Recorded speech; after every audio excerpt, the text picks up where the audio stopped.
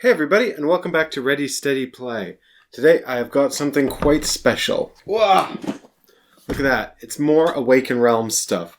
This is the latest Awaken Realms game called Etherfields, and they've sent us a prototype copy.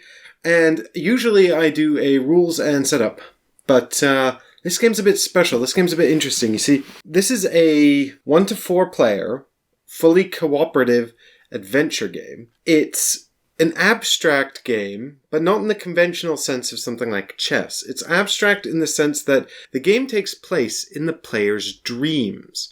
And you enter this dream world where strange things are happening and they're not really what they seem. And the story will unfold through this dream world, where you're trying not to wake up. And you can go right back to sleep, but you lose some progress and some time. And what you're trying to do is to uncover the mysteries of the dream world, because something's happening, something strange is happening in the dreams themselves.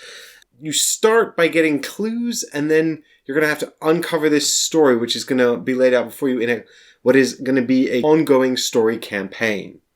But of course, it is a board game, and there are a lot of board game elements. Fundamentally, the game is a deck builder, where you'll be managing a hand of cards and adding to your deck as you uncover new abilities and new cards by going through the dreams and completing different sections of the story. So, usually I do these really comprehensive setup and rules rundowns, but this is a pre-Kickstarter prototype, and a lot of it will be subject to change based on the campaign and the input from the backers on the Kickstarter campaign. So what I'm going to do is I'm going to give you sort of an overview of all of the mechanics of the game, and I'm not going to go through a setup because I don't even have the first chapter. In this section box here, what I've got is part of chapter 3 of the story, so that the demoers and the reviewers and stuff could really get in to the meaty parts of the game. But what that means is that setup video for this game is not going to really help anyone who's not playing the prototype. So what I'll do is I'll show you the main sections of the game in a bit of detail so you understand how they work, and you can see if this is a story that you're interested in getting involved in. There are 3 sort of sections to the game. There's an overworld map, which you'll uncover by exploring. This will have different locations on it and different events that happen as you adventure around this world. And then you will go into these scenes. Some of them will be mini scenes called random encounters, where you'll be facing off against maybe mini stories or maybe some of the monsters that lurk within your nightmares. And then there are larger scenes, and each area sort of has a larger scene in it that you'll have to play out and maybe even revisit later once more information has been uncovered. But these larger scenes, they form sort of like a more in-depth exploration of the story, where you'll uncover key clues that will take you forward in the game. So what I'm going to do is I'm going to show you the overworld map, and I'm going to show you a random encounter, and I'm going to show you some details of a scene. More specifically, I'm going to show you how the players build their decks and manage their hands in order to negotiate a scene. So you have some insight into the actual mechanisms that you're going to be using while you play the story. But what I'll try and do as well is give you some insight into how the story is going to unfold. But if you really want to get a good overview of that, you should come on our gameplay adventures, which will be starting tomorrow, when me and Michael and Ollie are going to venture into the dream world and see what we can uncover in this prototype. But if you want to know more about Etherfields and the mechanisms, stick with us, because we're going on a journey.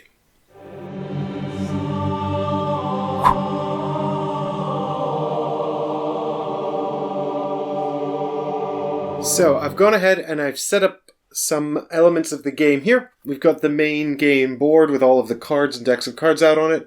We've got the world map here as it might look at the beginning of the game.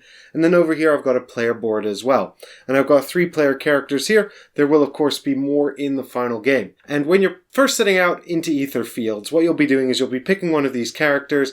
Everyone will pick a character and you'll get a little player chest like this, which is going to be much fancier. I'm not sure what the final product will look like. I'm sure that will be revealed as part of the campaign. But for all intents and purposes, this holds your deck of action cards. It's got some helpful player aids on it as well. Now, what I have also got here is this mask. And there are a whole bunch of masks in the game, and the masks represent different characteristics. You won't start with any masks, you'll unlock them as the game progresses, and they'll give you asymmetrical player powers that you keep secret from the other players. These powers are never bad for the other players, at least not in my experience, but they are a fun, sort of secret additional ability, And it just adds to this sort of sense of ethereal, dreamlike state that they're trying to capture as you go through this game. So you might decide to be the tough guy, or you might decide to be the Lucker character here. And all these characters are a little weird, a little unusual, a little abstract. They're sort of dream characters representing different aspects. So you might decide to be the specialist here as well. And what these characters have got going on are their different colored bases. And each of these bases refer to sort of a different statistic. The statistics are attached to sort of different strengths. And I'll talk a bit more about that when we get into the mechanics of how the players play the game. And I'm sure the Kickstarter campaign will involve a lot more player character options, but we've just got 3 for the purposes of this video. And further to that, this is the player's chest here, their player board where they'll manage everything. And so what you've got here is a deck of player cards, and we'll talk about that in a minute. Player aid, the discard pile, and your active cards down here where you'll be putting cards as well. So we'll really get into how this deck works in just a minute, but I just wanted to show you guys this, because I said to Awaken Realms, what is this thing? And they said this is part of a player's chest from the final production version of the game. So you can see they've really gone to town sort of on the art and on the pieces for this game as well. And so the thing is, we're not going to get to see a lot of the miniatures and stuff going through this video. So what I'm going to do now is I'm going to show you the models that I've got for the game. I'm not going to tell you anything about them, but I'm just going to show them to you in case you haven't had a chance to see them. But if you want to see, if you don't care, skip ahead. Obviously, I've got my sections up on the video so you can find the parts that you want to look at. And if you want to see how they occur in the game, of course, you'll have to come on the gameplay journey with us starting tomorrow. So here we've got some little creatures that you'll encounter in the dream world. And I can't really tell you a lot about these guys. I don't really know a lot about them, but I just wanted to share them with you so that you can have sort of get a sense of what Awaken Realms is putting together for this game.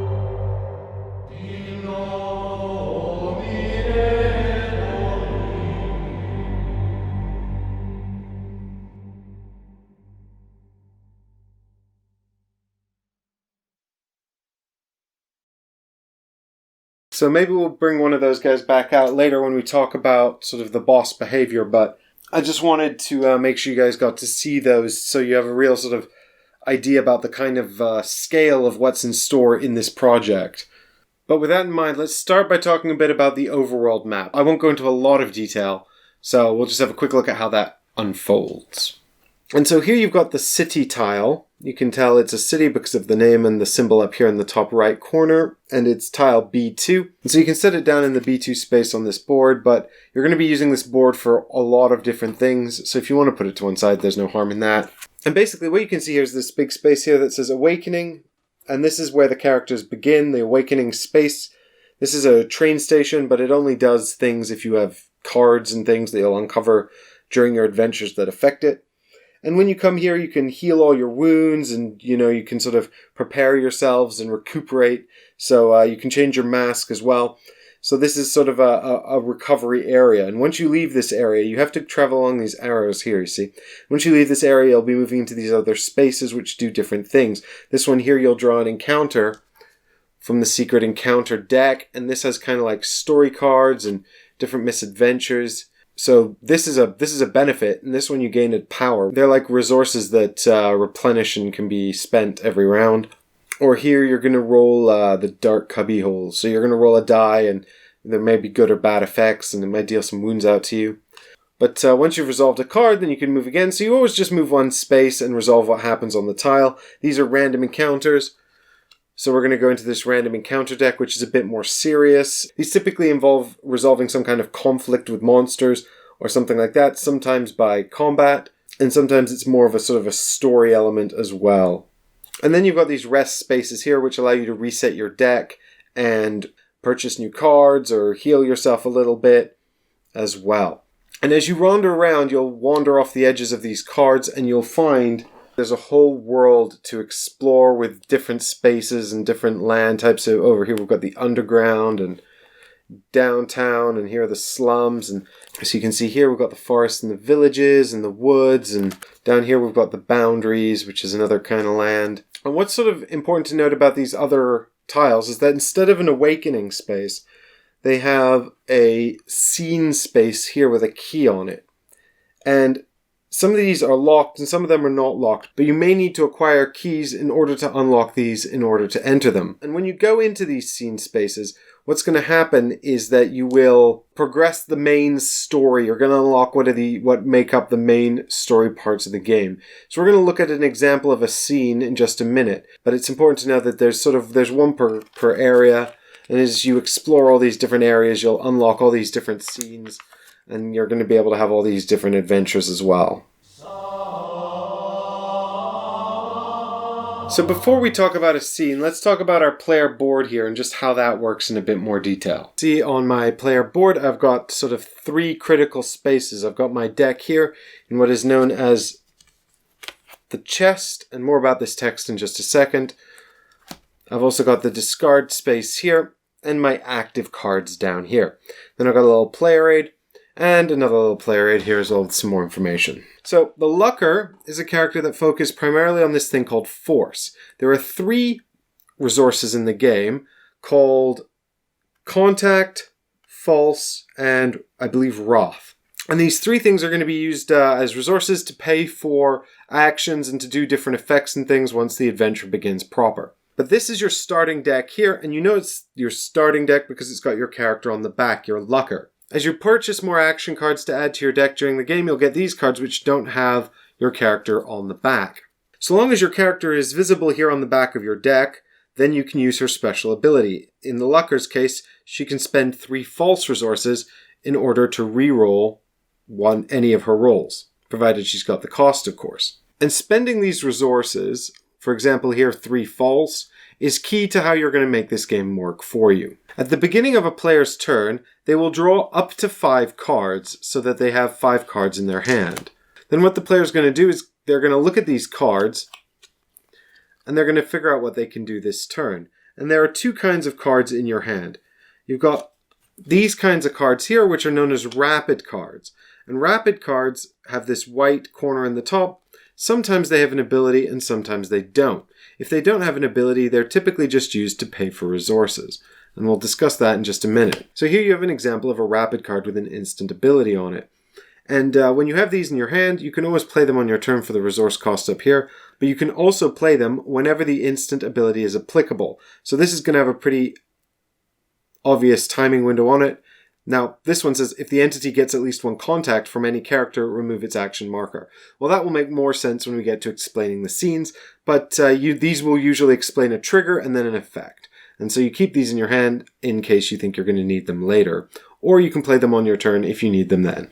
These cards are examples of what are called action cards, and we've got here Inner Light and It Shoots Occasionally. And you can tell they're normal action cards because they don't have the white left-hand corner. And with these cards, they've got abilities on them as well. So what you can do is you can use them for resources, just like you can use every card for resources, or you can choose to prepare them down here in your active cards slot. And they don't use their abilities until you do this. And once you've prepared them in your active card slot, then you can pay a resource cost on the card to trigger an effect. And all the cards are different and have different applications, so you'll need to get to know the cards. So the cool thing about having these active cards down here on your player chest is that in addition to unlocking these abilities, you can always discard them back to your discard pile for the resources on the card. So it's kind of like banking more resources as well. Furthermore, they persist until you use them for something. So unless you're instructed to discard the card as part of activating the power, like on Smarty here, or unless you discard them for the resource cost, then they'll persist here in your active card section, even between scenes, which are like the adventures, allowing you to sort of build up a repository of useful abilities and powers. You'll have a maximum of 5 active cards in your active card slot. So I keep talking about spending these resources like Wrath and Contact. Well, that's where this player aid comes in. So there's movement. You can spend 1 false to move 1 space in a location. More about that when we get to scenes. And I'll explain what scenes are in just a minute. You can spend 3 Wrath to do an attack. This is a range 1 that does 1 wound. You can spend 3 Contact to communicate, and this has a range of 3. Or you can spend 3 of 1 type of resource to draw another card. You can also discard 5 cards of 1 color to draw 1 power of this color. And it should be noted that some cards are colorless, while other cards have a color matching resource type. These are called powers. They're just little tokens that you keep near your player board, and on your turn when you want to spend one of those resources, you can just flip it over to the grayed out side to show you've spent it, and at the beginning of your turn you get to restore it. However, there's a limited stock of power in the game, and you'll need to decide which of the players is going to get which of the powers. This is also a very expensive price to pay. So you can also discard 7 cards and or powers of a matching color to gain an Ether. Ether is the primary currency in this game. Talk about Ether in just a minute, but you can also risk. So there's a risk die here, and whenever you pay a cost, you can underpay and then roll this die. And if you get the difference in cost on the die, then you perform the action, and that's great. But you might take a wound instead, or you might blank out, in which case all of the resources you've paid are lost. So the risk die is a big risk. And so on your turn, you're going to be thinking hard about how you're going to spend these resources to perhaps move around or attack enemies or put contact tokens out on enemies. And all of the context for this is going to be provided by the cards in the scene that you're playing. But what's important to note is that at the beginning of your turn, you always draw up to 5.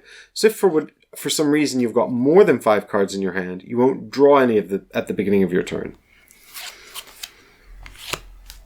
And if you spend all of your cards, then you'll draw 5 cards, and you have to draw 5. And the reason this is important is because of this factor here.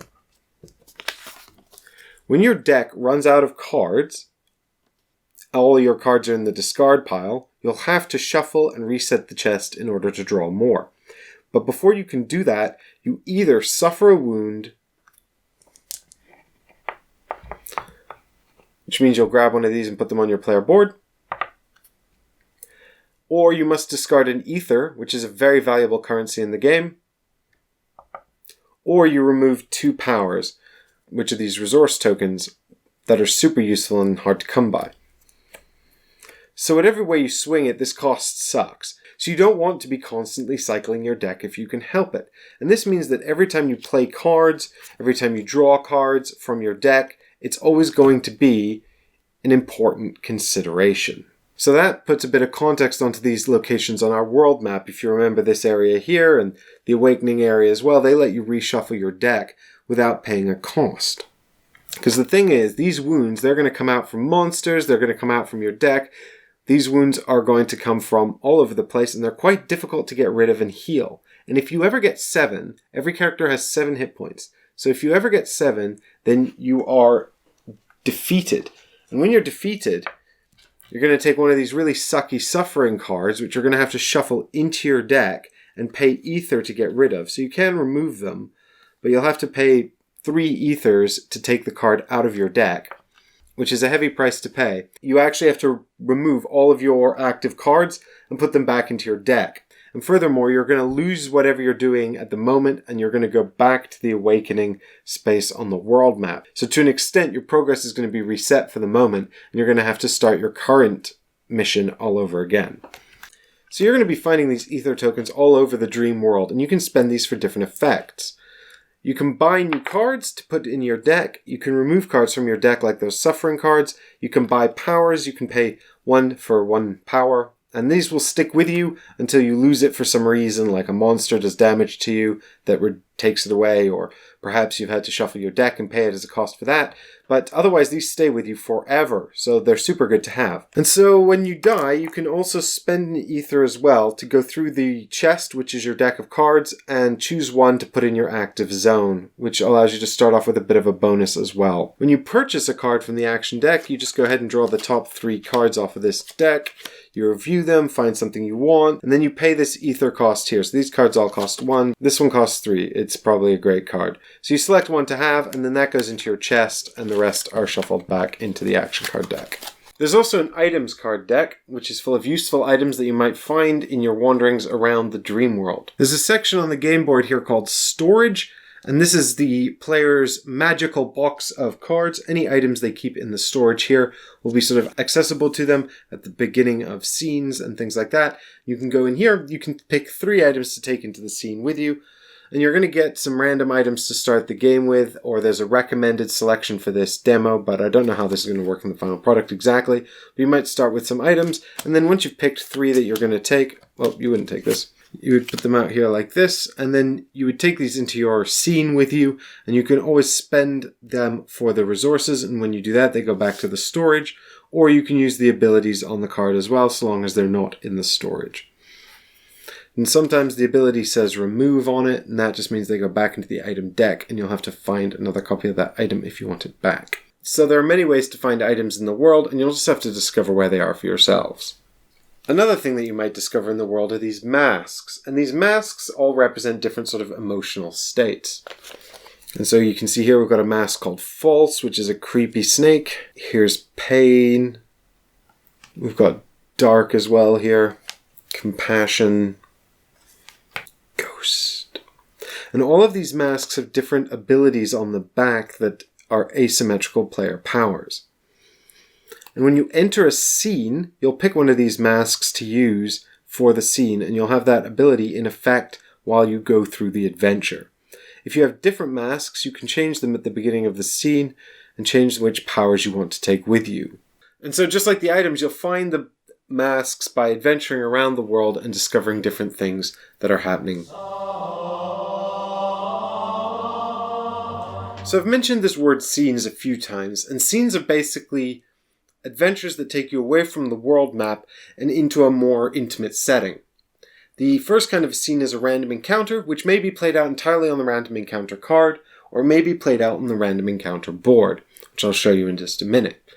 The other kind of scene is one of the main sort of story moments. In these scenes, you're going to uncover a location and many sort of hidden things and pieces of information. You're going to have puzzles to solve, and you're going to go through a whole sort of adventure. And these are indicated by these blue key locations we looked at on the world map. And sometimes you might even have to pay keys, like these ones here, in order to unlock these scenes, which means you may have to go around the world looking for these keys and where they might be hidden before you can go into these story locations. So what I'll do now is I'll show you a couple examples of random encounters, and then we'll look at a scene in a bit more detail. Some random encounters are story encounters that are played out on the card. And these story encounters can all be very different and vary quite a lot, but there's always a turn limit. So when we've got a turn limit, we'll go into this turn deck and we'll pick a random number of cards equal to the turn limit, and we'll set up a turn counter. The turn counter involves keeping these face up on the table and then flipping them back onto the deck as you work through them. And these have important pieces of information, but these pieces of information are usually involved with boss entities and things like that. So if these creatures don't appear, then these cards are only used for tracking the duration of the encounter. And so we'll just put these down here on the board. So who is the Crying Shadow and what does she want from us? So what you can see here is we've got some little codes down here, and it says understanding. If there's no understanding at the end of the third turn, each character takes a fear suffering card. So we'll go into here, we'll find the fear cards and add them to our deck. We don't want that, which means we want to gain understanding. And we've got a little code here for contact. And what this means is that we need 3 contacts per player, which is what this means, in order to gain understanding. So that's 9 altogether. So I'll show you how that works in just a minute. But we've also got a little bonus up here. If we can spend, well, I say 9 because I'm assuming we're playing with 3 players here. But if you're playing on your own, you just need 3. And so then up here we've got 2 per player as well, and that will get us ether. So that's a bonus we can use. And so if you remember at the beginning, we draw 5 cards from our deck, and then we reveal our hand of cards. Now, I'm quite lucky here because I've got a bunch of contact cards, which is the green resource. And if you remember from our player aid, you can see here that I can spend 3 to gain a communication. So what I'll do is I'll spend 1, 2, 3, 4, 5, 6. And I can't use this one because it doesn't have contact on it. But that 6 gives me 2 of these contact symbols down here. And now remember, I'm trying to get 3 per player in order to gain understanding so that I don't take a fear card at the end of this encounter. Once these cards have been spent for their resources, including Inner Light, which has an ability on it, but I can't make this card an active card if I'm spending it for the resources. So all of these are going to go into my discard pile. And next turn, I'm going to draw back up to 5. Now, when I draw back up, I can choose to discard this card, which is useless to me in this encounter. But remember, if I do that, I'll draw 5 cards and I'll be ever closer to cycling my deck and having to pay the cost for that. Something to consider. And so after 3 turns, this encounter will be resolved either positively or negatively, and then we'll move on with the world map and the adventure. A slightly more complex encounter is one like this, which comes with enemy entities. And we know that it comes with enemy entities because of these symbols up here, which represent the number of enemies. So in this case, we're going to get out a couple of these guys, which I believe are these ones here. So we've got some text up here that says, relocate the team to the prison on the world map in the underground, or resolve this encounter. Well, for the sake of this demonstration, let's resolve this encounter because that's the point of this demonstration. So, what we're going to do is we're going to get the random encounter board and set up these minis. So here we've got the random encounter board, and we're going to put it in these 4 spaces on our board here. So this board has a lot of information on it. It's got these darkness symbols, which are important if they're referenced by something that makes them important. We've got some little trace of the ether spaces. We've got some staircases over here because this is a towery bit. We've got these red lines here which are impassable. We've got some extra card draw spaces and a water terrain marker. And over here we've got run away from the encounter for 8 false, which gives each character a wound. And you can see down here we've also got 4 turns, the trace of the ether. If all 3 traces are marked, each character gains 1 ether, then mark all the traces. So we've got this option to get some ether there as well. And you'll notice that this card doesn't have a turn counter on it. So that means we use the 4 turns, which is the default for this kind of encounter. So these purple explosion symbols here indicate where the monsters start. And we can decide where to start them. We've also got these green S's which decide where the player models start. So let's say we've got 3 players here. So we're going to put out these 2 entities here and here. And then maybe we start our 3 player characters here and here and here. And so our objective is to knock out all of the wardens. And it takes 4 wounds to knock a warden out. So we can see that from here. And then it says reward for knocking them all out. Gain 1 new random item. That's cool. And then if we can gain understanding, and that's 4 contacts per player. I don't know what this red wound symbol means actually. We can gain understanding and we'll gain an ether if we gain understanding. If we don't knock them all out, well, there doesn't seem to be a penalty on this card, which is good, but also there is all this action here, which is bad. So they're going to be doing wounds, they're going to be doing wounds and discarding powers, they can heal themselves as well. So let's have a look at how this functions. Players always go first. So all the players will draw 5 cards at the start of the encounter, and then they'll discuss amongst themselves who's going to go first. Let's say they decide that the red player will go first. Once that's been decided, the red player will play out their turn by discarding the resource cards from their hand, probably to move and then to attack the wardens. Characters cannot move diagonally, they've got to move orthogonally, and if you remember the attacks have range 1, so this is range 1 here, range 0 would be here in the same spot, and range is measured not in straight lines, so range 3, this character's in range 3 of this one here, for example, 1, 2, 3, because you can't count it diagonally. Now, our tough guy here is going to have to discard 3 Wrath if he wants to do a wound to the Warden. And if you get 4 wounds on the Warden card, then you'll be able to knock one out, which means we just lie him down and we can pick which one is knocked out.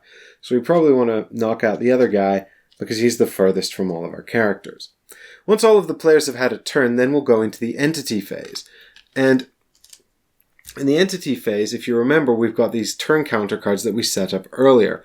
And we're going to now reference this card. We've got a red banner here, which is going to give them an additional ability. And we've got a symbol up here, which is going to trigger one of their own abilities. We're going to read the special ability first, which says additional movement roll. So we're going to take the entity movement die here and roll it. Now, there are several faces on here. There's a blank, which means they do nothing. There's a little arrow, which means that they'll move one space. And when they move a space, they move towards the closest character. So in this case, he would move into a space here with the tough guy. We've also got this here, which means they move their full distance, which is 2. But because he's attacking the tough guy, he won't go anywhere at all.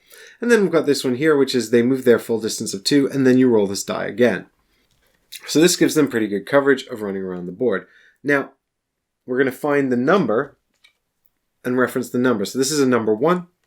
So roll the movement die, so we'd roll that and resolve it, but we're already in a space with a guy. So if there were multiple entities awake on the board, which there are not, but if there were 2 standing up, whenever we're instructed to roll the movement die, we would roll it for each entity. But so, you know, if one of them reaches a spot with another character, we'll stop rolling the die, but we might still roll for one until they also get into a spot with a character. After that, each character in range 0 suffers 2 wounds. So our tough guy here is at range 0 of this warden. So he's going to take 2 wounds, which is pretty bad because remember 7 kills you. And once we've resolved this section here, then we'll move on. The only thing to note really here is this random symbol, and that's triggered when this comes up here. And when that comes up, you're going to roll this die to determine the entity's behavior. And the reason this is significant is because the top card of this deck is always face up, and that allows you to predict what the entity is going to do. And when the card is revealed, you actually put this little cube down here to show which one it's going to do. And there are certain player abilities that allow you to remove this cube so that the entity won't act, which can be really important if you're trying not to take wounds. If you can somehow get rid of this action cube, either through damaging the entity or through a player card or ability you have, then that's extremely helpful, but you may not always be able to do it. And so the random encounter will end either when you've completed the objective on the entity card, or when you've run out of turns and you're thrown back into the world map, and then there may be some penalties to resolve for that. Whenever you leave an encounter, you take any cards in your hand and shuffle them back into your chest. Any active cards you have remain, and now that we've had a look at a random encounter, let's talk about a scene. Scenes begin with these intro tiles, and you'll need to unlock these through story events or uncovering things on the world map in order to be able to activate the scene. So we're going to look at the first intro tile from the demo game. So here we've got some backstory, and this gives you the setup for the scene. This is going to be different. Every scene is very, very different, and I cannot stress that enough. And if you want an example of how different they are, you'll have to come on the gameplay journey with us tomorrow. Suffice to say, this one says, I've been driving for too long. Raindrops hit the glass. The movement of the wipers is hypnotizing. The road stretches endlessly through the dark forest. A strong wind rustles through the treetops. I see something in front of the car. Someone. An instinctive turn and the car falls out of the way. The engine goes out, and my heart beats like a hammer. Between the trees, I can see something disappearing. The pale contour of a child. Something dark is following it. Is it just the wind? Or do I hear a cry for help? So there you've got the setup of the scene. And then down here you've got the length of the scene, 4 turns, and our goal, which is to leave the forest. And then it tells us the whole location is a nature location, which could be relevant to particular cards. So we'll flip it over, and we've got Intro Tile 1, Prologue, Somewhere on the Road. And it says, in order to enter, take the 15 tiles. Down here it's got our reward for winning and our penalty if we lose. So this is a reference to the Ether. This is a reference to one of the secrets decks. So when we see this symbol here, it references this deck of cards. And this deck of cards is full of all different kinds of cards that do loads of different things in the game. And I'm not going to go through them all. Suffice to say that they're all numbered and they're all secrets. So you won't get these cards until something tells you to get the card with the number on it. These big cards are what are called tiles, and so these are much like the secret deck in the sense that they're numbered, and you'll only reference them when the numbers come up on a card. So here we've been instructed to get the 15 tiles. So we can see here there's a 15, 15, 15, 15, and we're done. So these tiles are likely to make up most of the story of this game, but that doesn't mean that these are all the tiles we'll be using for the game because secrets. So this one says turn 1, so we'll set up all the turn 1 cards now. It's also got this code A2, which means we're going to put it in the A2 slot on the player board. We can set this intro card to one side. Here we're given more story and we're given more spaces. You can see this looks a bit like the random encounter tiles in the sense that it's divided into 4 sections. We've got starting groups from the hero, and we're going to be moving around these sections. But unlike the random encounter, it's a lot more thematic and everything's kind of set up and dripping with theme because these scenes are very, very specific and story driven. So at the top it says, the car does not want to move. What's screwed up again? We can see ahead there's some tunnel. And down here it says, this phantom, this girl, reminds me of someone. No, it's not possible. And what was the shadow that chased her? So this flavor text will give you insight into what you're going to do in the scene. Because you could try to do everything, but you're going to wind up cycling your deck and potentially causing wounds and things like that. So you may want to be judicious about what you actually engage in. So you can see up here we've got 2 actions written on the card. Let's check what happened to the car. This is a 4 contact action, and it allows us to add the 15A tile to the set. Over here we've got let's run after the ghost for 2 false and add 15B to the board. So we're going to put this down in A2. We're going to put our heroes into the starting location of the card. And then, just like normal, everyone's going to draw 5 cards and we're going to start the game. So we'll just, for example, say that our lucker here decides that they should be first. And remember, first player is always a discussion. And so we always discuss who's going to be the first player, and it's usually someone with a hand of cards that's going to allow them to do something productive on the game board. But when they've got the first player marker, they'll hang on to it, and they'll keep it until we decide either someone else should have it, or 2 players disagree. Now, fundamentally, the player with the first player marker always keeps it unless they agree to give it away to another player. However, if 2 players are disagreeing about the course of action, who should go first or what we should do, then the player who has the first player marker has the final say. But after we've resolved their action, they'll give it away to one of the players that disagreed with them. So with that in mind, let's say our lucker is going to go first and decides to move 2 spaces up here and spend 2 false to reveal card 15B. So we find tile 15B here, and we see that it's A3, which means it's going to go into this position. So we reveal it. And this has opened up. You can see we've got the car door here, and it's opened up more options. So there's the cry for help that was referenced earlier. And we can see that these are the dark woods, and it's raining, and it's a maze of forest paths. And down here we've got some ominous text, follow the white shadow. And in order to accomplish this action, our lucker will have discarded resources equal to this cost. So she's already spent 4 false, so hopefully she had that in her hand because she had to move 2 spaces. And we can see that this card has 2 more actions on it as well. We can spend 4 contacts to add card 15C, which says, follow this voice as we wander through the forest, help. Or down here, we've got the same action, but instead it's 6 false. So these actions will actually both reveal tile 15C, so it's really just about what resource cost we want to pay. And this card will just go down here, expanding the game board. And so then it's the next player in clockwise order's turn. And that player, if it's the tough guy, can move over here and complete one of these actions if they have the resources for it. Or maybe they go up here to check what's going on with the car. As you go through the scene like this, you'll be uncovering more and more tiles. And maybe you'll get away in the car. Or maybe you'll uncover some kind of creature in the forest. And this is where you might find monsters. And these monsters are going to function just like the entities we saw in the random encounter. They're going to have behavior that's based on the turn order cards coming up, and they're going to have different reactions, and you can do wounds and stuff like that. So let's have a look at the behavior card for this character. And this is a bit of a spoiler, so if you want to avoid spoilers for this part of the game, I suggest that you skip to a later point in the video. Obviously, the sections are all down below, so you can skip to the next interesting piece of information if you like. But we're just going to have a look at the card for this character here to give you some sort of insights into how these characters behave. But what I'm not going to do is tell you whether this character appears in this scene. If you want to find out who shows up in this scene and how it unfolds, do come with us on our gameplay tomorrow. But here you can see the behavior card for an entity, and once an entity appears on the board, we'll restore the entity phase. So after all the players have gone in clockwise order from the first player, then there'll be an entity phase where we'll trigger off a behavior based on the symbol on the turn counter card, and they could have a random behavior as well depending on the card.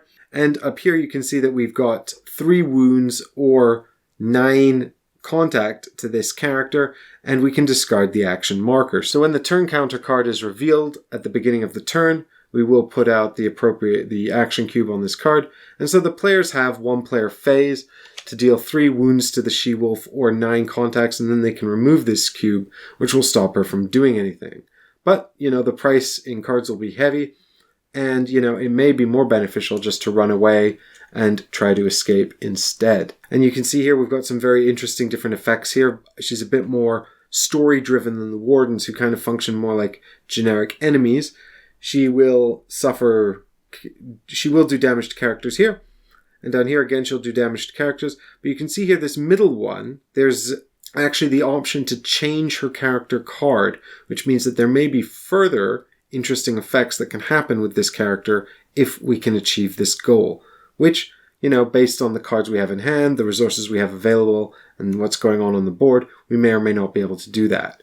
Of course, the entities that show up in the scenes will all be different. How they behave will be different. Where they'll show up, when they'll show up, how they'll show up will all be different. How they'll behave will be different too.